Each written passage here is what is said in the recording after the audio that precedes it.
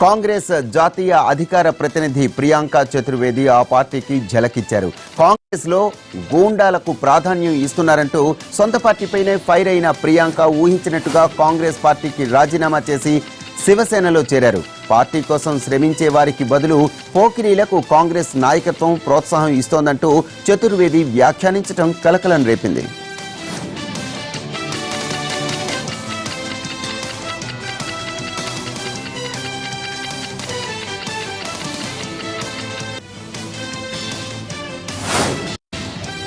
కొద్ది రోజుల క్రితం మధురలో మీడియా సమావేశంలో కొందరు స్థానిక కాంగ్రెస్ నేతలు తనపై అభ్యంతరకరంగా వ్యవహరించారంటూ ప్రియాంక చతుర్వేది పార్టీ నాయకత్వానికి ఫిర్యాదు చేశారు. అనంతరం పార్టీ వారిపై సస్పెన్షన్ వేటు వేసింది. కానీ తాజాగా పార్టీ ప్రధాన కార్యదర్శి జ్యోతిరాదిత్య సింధియా వారిపై సస్పెన్షన్ ఎత్తివేసినట్లు ప్రకటించడం వివాదానికి దారితీసింది. దీనిపై ప్రియాంక చతుర్వేది మండిపడ్డారు. కాంగ్రెస్ లో పనిచేయటానికి తన ఆత్మగౌరవం తాకట్టు పెట్టలేనన్నారు.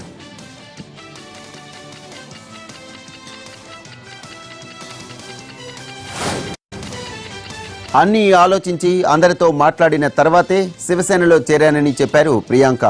ఉద్ధవ్ నాయకత్వంలో పనిచేస్తానని, శివ సైనికులందరినీ కలుపుకుపోతానన్నారు. ఢిల్లీ నుంచి ముంబై రావటం చాలా ఆనందంగా ఉందన్న ప్రియాంక 2008లో తన రాజకీయాలు ముంబైలోనే మొదలయ్యాయని గుర్తు చేసుకున్నారు. ముంబై సమస్యలపై పనిచేయటానికి శివసేనకు మించిన వేదిక ఉండదన్నారు.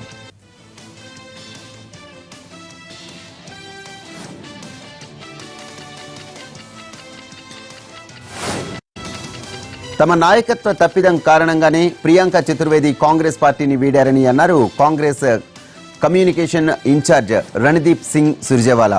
ఈ పరిణామం పార్టీపై ప్రభావం చూపుతుందనే విషయాన్ని ఒప్పుకుంటున్నానని అన్నారు.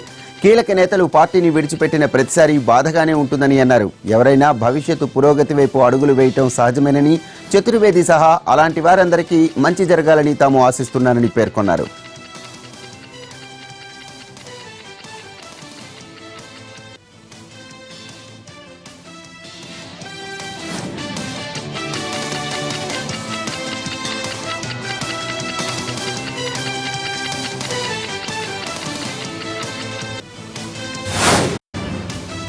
ముంబై సౌత్ లోక్సభ సీటు నుంచి కాంగ్రెస్ అభ్యర్థిగా పోటీ చేస్తున్న కేంద్ర మాజీ మంత్రి మిలింద్ దేవ్రాకు ఊహించని మద్దతు లభిస్తోంది.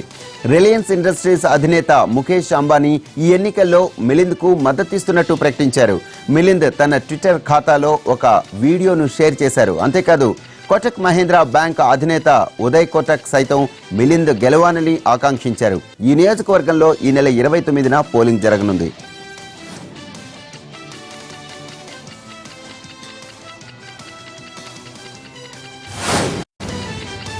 మాజీ గవర్నర్ ఎన్డీ తివారీ కుమారుడు రోహిత్ శేఖర్ది హత్యనని పోలీసులు తేల్చారు. ఆయన మొహంపై దిండు పెట్టి నొక్కి చంపినట్లు అనుమానిస్తున్నారు. రోహిత్ శేఖర్ మరణం సహజంగా జరిగింది కాదని పోస్టుమార్టం రిపోర్టు తేల్చింది. దీంతో కేసు దర్యాప్తును పోలీసుల నుంచి ఢిల్లీ క్రైమ్ బ్రాంచ్ కు బదిలీ చేశారు. రోహిత్ శేఖర్ ను ఎవరు హత్య చేశారు, ఎందుకు చేశారు అనేది తేలాల్సి ఉంది.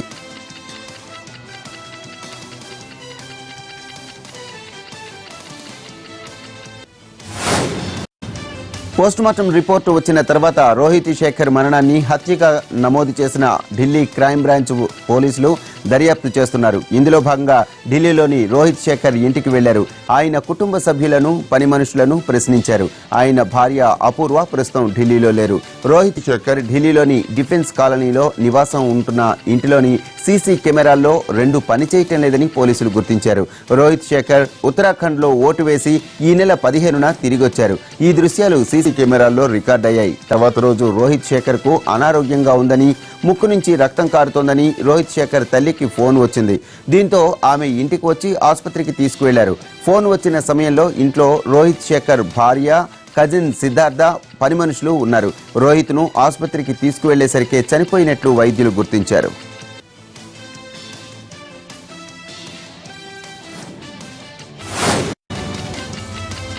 వృత్తిపరంగా న్యాయవాది అయిన రోహిత్ శేఖర్ 2 ఏళ్ల పాటు ఉత్తరప్రదేశ్ మాజీ ముఖ్యమంత్రి అఖిలేష్ యాదవ్ కు సలహాదారుడుగా కూడా ఉన్నారు.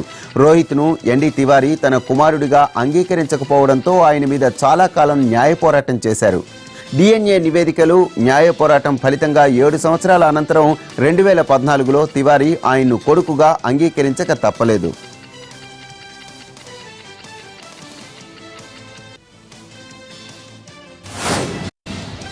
పాకిస్తాన్ ప్రధాని ఇమ్రాన్ ఖాన్ కీలక నిర్ణయాలు తీసుకున్నారు.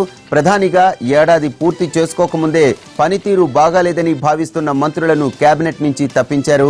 నయా పాకిస్తాన్ కేవలం ఇమ్రాన్ ఖాన్ కు మాత్రమే సాధ్యమని ప్రకటించిన ఆయన సన్నిహితుడు పాక్ ఆర్థిక మంత్రి అసద్ ఉమర్ పైనే ఇమ్రాన్ తొలివేటు వేశారు. అసద్ ఉమర్ ను ఆర్థిక మంత్రి బాధ్యతల నుంచి తప్పించారు. మంత్రుల పనితీరు, రహస్య నివేదికలతో పాటు ప్రజాభిప్రాయం తెలుసుకున్న తరువాతే ఇమ్రాన్ ఖాన్ ఈ నిర్ణయం తీసుకున్నట్టు తెలుస్తోంది.